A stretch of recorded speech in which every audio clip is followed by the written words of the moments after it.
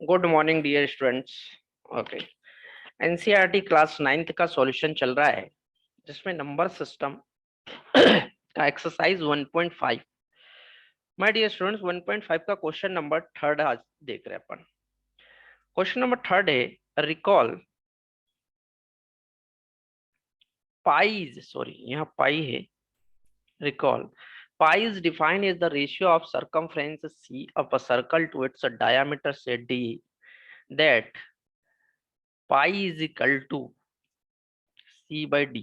ये क्वेश्चन है, pi is equal to c by d x। This seems to contradict the fact that p is irrational number. How will you resolve this contradiction?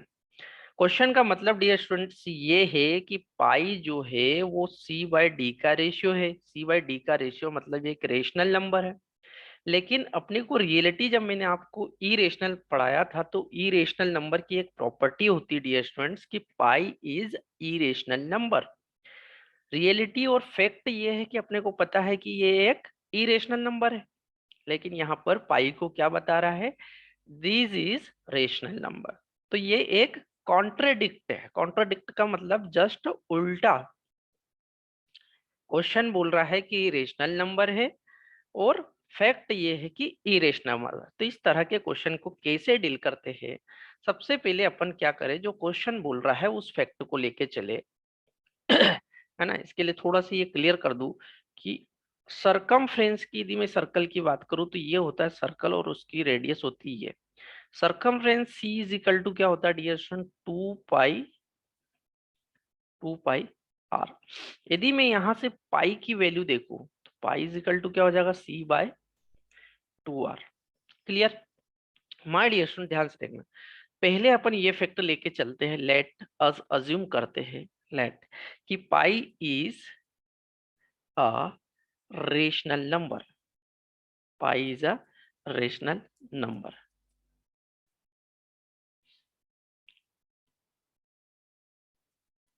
Pi is a rational number. चलिए, rational number इसका मतलब पाई की value यहाँ put करिए। पहले क्या है, C/2R।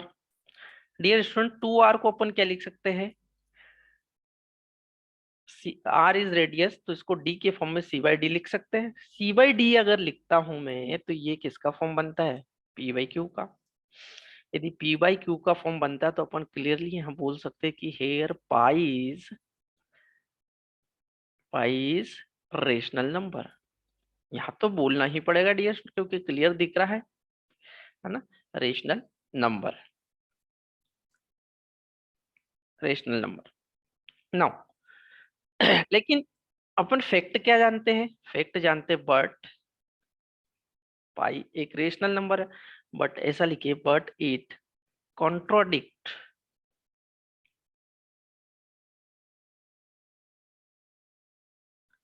But it contradict the fact,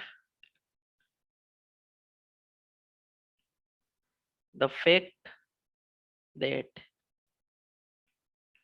pi is an pi is an irrational number। pi is an irrational number। Clear है इतना। फैक्ट ये कि ये एक इरेशनल नंबर है, इसलिए अपन क्या बोल सकते हैं, सो अपन ने जो अज्यूम करा वो गलत है, उसको बोलो सपोजिशन।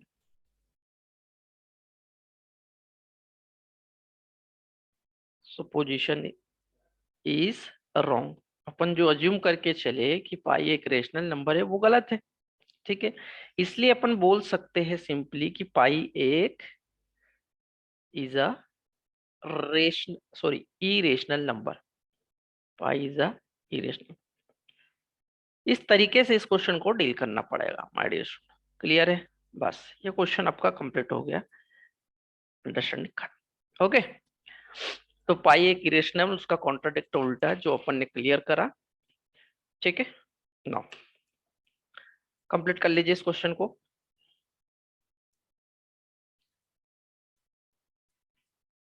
चलिए, एक्सरसाइज 1.5 का ये क्वेश्चन नंबर थर्ड था। यहाँ से आपको क्लियर हो गया पाई रेशनल नंबर इरेशनल नंबर कुल मिला के अपने को एक ही बात है। जो प्रॉपर्टीज मैंने आपको इरेशनल नंबर की बताई वो यहाँ पे प्रूफ भी हो गई है ना। मैंने बताया था आपको उस क्लास में कि मैं पाई को रेशनल नंबर एक बार फिर से प्रूफ इरेशनल नंबर एक बार फिर से प्रूफ करके बताऊंगा तो यहाँ पे क्लियर होता है ना। क्योंकि अपन ने जस्ट उसका उल्टा लेके भी देख लिया कि पाई रेशनल नंबर लेके अज्यूम करा लेकिन उसका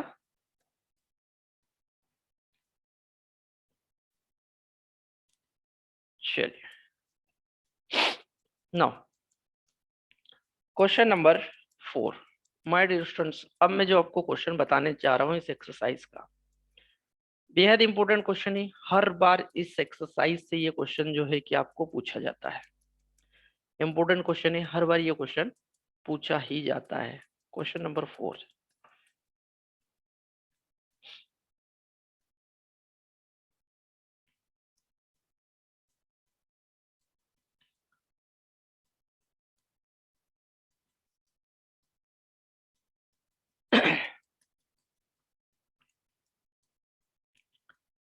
चलिए क्वेश्चन नंबर 4 है रिप्रेजेंट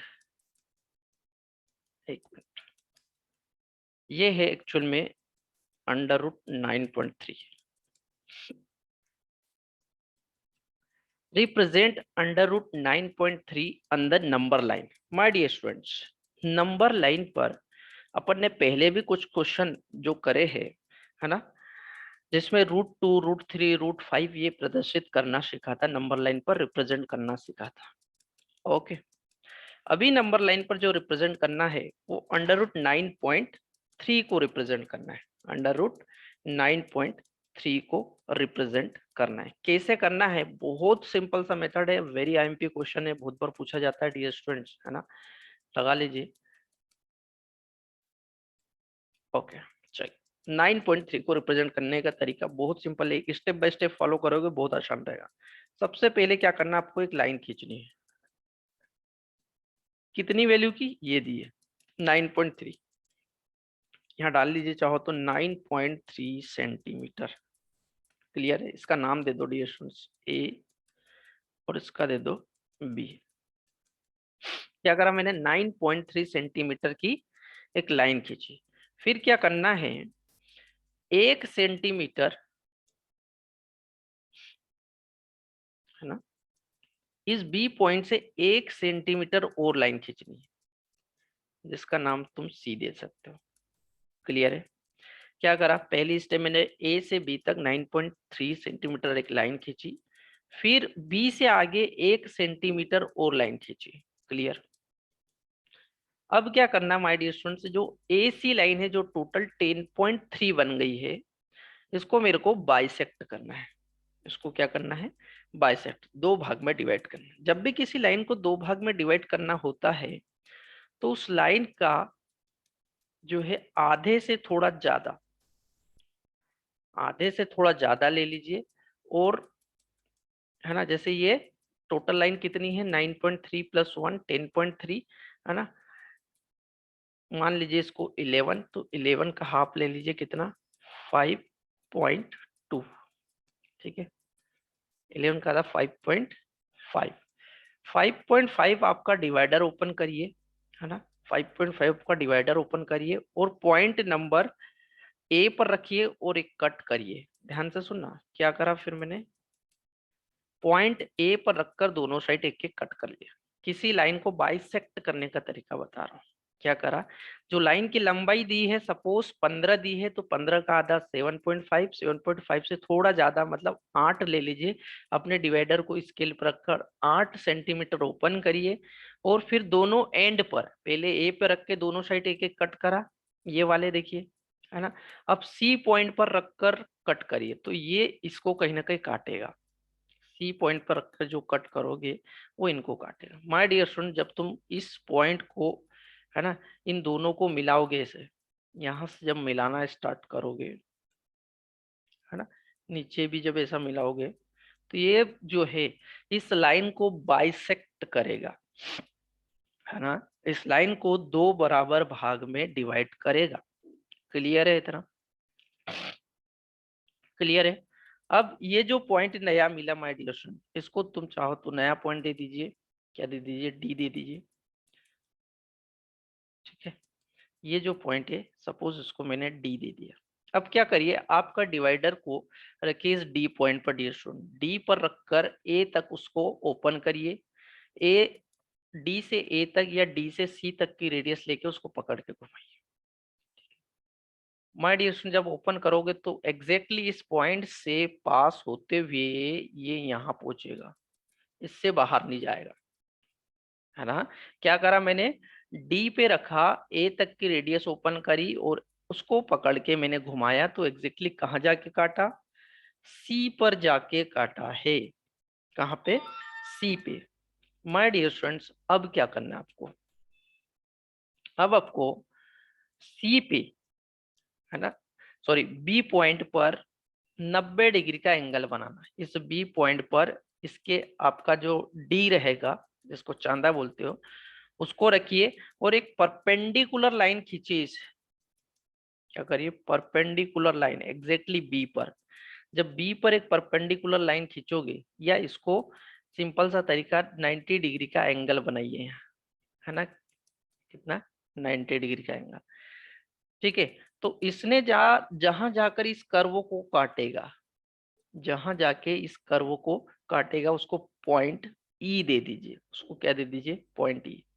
अब क्या करना डियर स्टूडेंट्स, ध्यान से देखिएगा, बी से ई तक आपको, देखिए अभी तक की स्टेप क्या करी मैंने, पहले 9.3 सेंटीमीटर की लाइन खींची, फिर उसको 1 सेंटीमीटर एक्सटेंड करी, जिसको पॉइंट सी बोला मैंने, क्लियर है, जिसको पॉइंट सी बोला।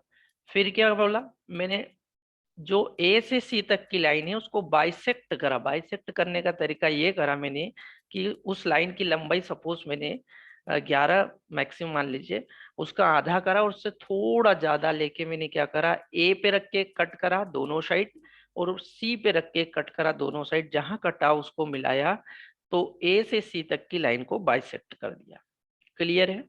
फिर मैंने क्या करा, एक डी पॉइंट सेंटर में मिला, डी से ए तक की रेडियस लेके उसको ए से स्टार्ट करा तो सी तक चला गया, ठीक है, सी तक चला गया। अब क्या करा, बी पॉइंट पर एक परपेंडिकुलर 90 डिग्री का एंगल खींचा, बी पॉइंट पर परपेंडिकुलर खींचा, तो मेरे को एक नया पॉइंट मिला ई। माय डियर स्टूडेंट, अब आपको करना है ये वाली रेडियस को पकड़ना है, ठीक है, सिंपल सा, अलग कलर ले लेता हूं मैं, देखिए ध्यान से। अब क्या करना आपको, बी से लगाकर ई तक की रेडियस पकड़नी है और ई को पकड़ के इसे ले जाना है नीचे की तरफ, डेश डेश करके ले जाओ भले। माय डियर स्टूडेंट्स, ये जहां जाकर इस हॉरिजॉन्टल लाइन को कट करता है, ये जब डेश डेश करके इधर ले जाओगे तो जहां जाकर इस हॉरिजॉन्टल लाइन को कट करता है वो पॉइंट मिलेगा आपको √9.3, √9.3, ठीक है। तो ये नंबर लाइन पर √9.3 को प्रदर्शित करने का तरीका है, ठीक है। स्टेप बाय स्टेप फॉलो करिएगा, इस तरह से ही आपको रिप्रेजेंट करना है। जब इस तरीके से रिप्रेजेंट कर दोगे ये क्वेश्चन कंप्लीट हो गया डियर। बेहद अच्छा क्वेश्चन है, इंपॉर्टेंट है, पूछता है, ठीक है, बना लीजिएगा इसको। ओके, चलिए,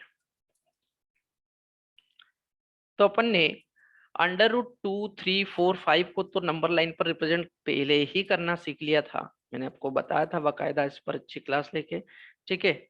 उसके बाद जो है कि अंडर रूट के अंदर यदि पॉइंट वाली वैल्यू हो डियर स्टूडेंट्स, है ना, जैसे यहाँ 9.3, तो उसको रिप्रेजेंट करने का तरीका था ये, उसको रिप्रेजेंट करने का तरीका था ये।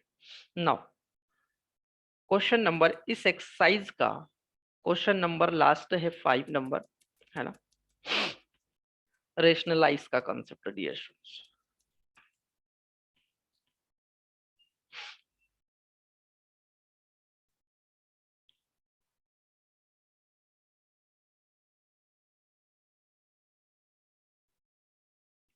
क्वेश्चन नंबर 5 है, rationalise the denominators of the following, है ना, फॉलोइंग क्वेश्चन दिए हैं, मतलब नीचे क्वेश्चन दिए हुए मैं आपको बताऊंगा, उनका अपने को रेशनलाइजेशन करना है।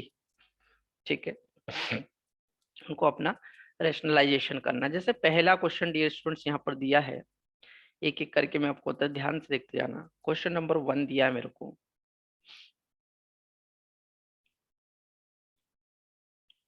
1/√7, 1/√7 ये क्वेश्चन दिया। रेशनलाइजेशन करने का मतलब क्या क्या है, दो तीन चीजें ध्यान रखनी है डियर स्टूडेंट, ध्यान से देखिएगा। किसका करना है? डिनोमिनेटर्स का। डिनोमिनेटर्स का रेशनलाइजेशन करने का मीनिंग ये है कि डिनोमिनेटर का ऊपर और नीचे दोनों साइड क्या करना, अपने को इंटू करना है। मतलब √7 का ऊपर इंटू √7 का नीचे। प्रोडक्ट करने माइनस करने के ऑपरेशन में पहले ही समझा चुका हूं, जब 1 का √7 में होगा तो आंसर क्या आ जाएगा, √7। लेकिन √7 और √7 का जब प्रोडक्ट होता है तो एक्चुअल में होता है 7 × 7 49।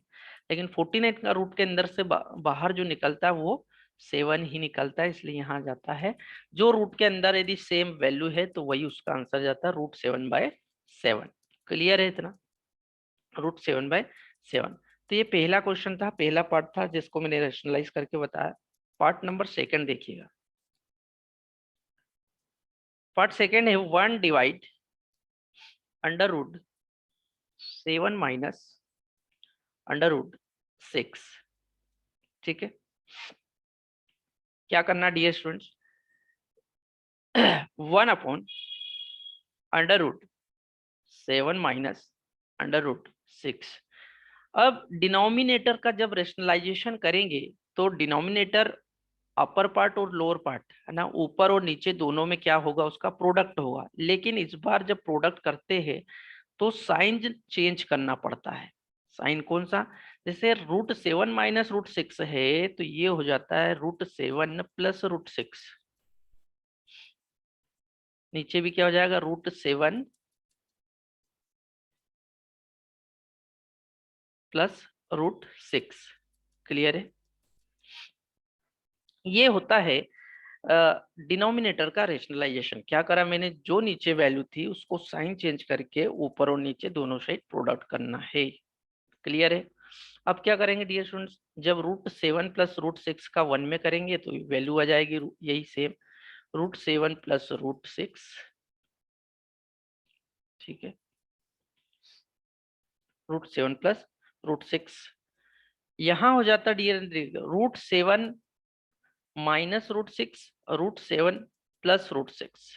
जब इनका इंटू करेंगे तो ये इस तरीके से a-b, a+b का फॉर्म बन जाता है ना। तो वहां से जो है कि ये इस तरीके से a का स्क्वायर माइनस b का स्क्वायर। कोई दिक्कत है? यहाँ क्या करा मैंने, यदि इसको देखोगे a-b, a+b, तो a-b into a+b equal to क्या होता है, a का स्क्वायर b का स्क्वायर, है ना। ये फॉर्मूला लग के यहाँ पर ध्यान से देखिएगा। a-b हो अगर, a+b हो अगर, तो इसको अपन लिख सकते हैं कि नहीं, a का स्क्वायर माइनस b का स्क्वायर। तो डियर स्टूडेंट ये क्वेश्चन सॉल्व हो गया। इसको और एक स्टेप सॉल्व करना चाहो तो आसान है, √7 प्लस √6 अपॉन में 7, √7 का स्क्वायर करते हो तो क्या आ जाता है 7, माइनस √6 का करते हो तो 6। कुल मिला के 7 में से 6 जाएगा तो 1 बचेगा, मतलब आपका आंसर यही बच जाएगा, √7 प्लस √6। ठीक है, तो रेशनलाइजेशन करने में सेकेंड पार्ट था। थर्ड पार्ट देखिए इस क्वेश्चन का, 1/√5 प्लस √2। ठीक है, क्या रूल है डियर स्टूडेंट्स, रेशनलाइज किसका करना है, डिनोमिनेटर का। डिनोमिनेटर का रेशनलाइजेशन करने का मीनिंग ये है कि ऊपर और नीचे दोनों में उसको प्रोडक्ट करना है, लेकिन साइन चेंज करना है। प्लस है तो यहाँ माइनस हो जाएगा, कोई दिक्कत। नीचे भी माइनस साइन के साथ ये। क्लियर? देखते जाइए, स्क्रीन पे देखिए और मेरे को सुनिए, है ना। क्या हो जाएगा, √5 माइनस √2 अपॉन में आ जाएगा अगेन b प्लस ए प्लस बी, ए माइनस बी लग जाएगा तो √5 का स्क्वायर माइनस √2 का स्क्वायर, है ना, √2 का स्क्वायर। आगे क्या हो जाएगा, √5 माइनस √2 अपॉन में क्या आ जाएगा, 5 का स्क्वायर करेंगे तो 5 माइनस 2, मतलब ये 3 लिख सकते हो, उसको कोई दिक्कत नहीं। क्लियर है। तो माय डियर स्टूडेंट्स, रेशनलाइजेशन करने में क्वेश्चन नंबर 5 का ये part number third, part number fourth part दिया है 1/√7 माइनस 2, √7 माइनस 2। ठीक है, चलिए इसका रेशनलाइजेशन करते हैं। क्या करेंगे, रेशनलाइजेशन का मीनिंग √7 माइनस 2, डिनोमिनेटर का मतलब नीचे वाली वैल्यू को ऊपर भी प्रोडक्ट करना है साइन चेंज करके, और नीचे भी प्रोडक्ट करना है साइन चेंज करके। क्लियर। ये हो जाएगा √7 प्लस 2 अपॉन √7 का जब स्क्वायर करते हो तो 7 आता है, माइनस साइन आता है, और 2 का 4 में दो दूनी 4, तो आंसर आ जाता है √7 प्लस 2 अपॉन 7 में से 4 गई 3। This is answer. क्लियर है। तो जो एक्सरसाइज 1.5 का ये लास्ट क्वेश्चन था रेशनलाइजेशन करना, ठीक है, एक बार करके देखिएगा स्टूडेंट। इससे भी बड़े बड़े रेशनलाइजेशन और आगे की कुछ एक्सरसाइज में मैं आपको करके दिखाऊंगा, लेकिन अभी जितना मैंने बताया आप इसको कंप्लीट करिएगा। ठीक है, अच्छे क्वेश्चन है, 2-3 क्वेश्चन इंपॉर्टेंट है। इसके बाद की जो ये एक्सरसाइज 1.5 अपनी कंप्लीट हो गई है, इसके बाद जो एक्सरसाइज 1.6 है वो मैं लेके आऊंगा नेक्स्ट क्लास में। Okay, thank you.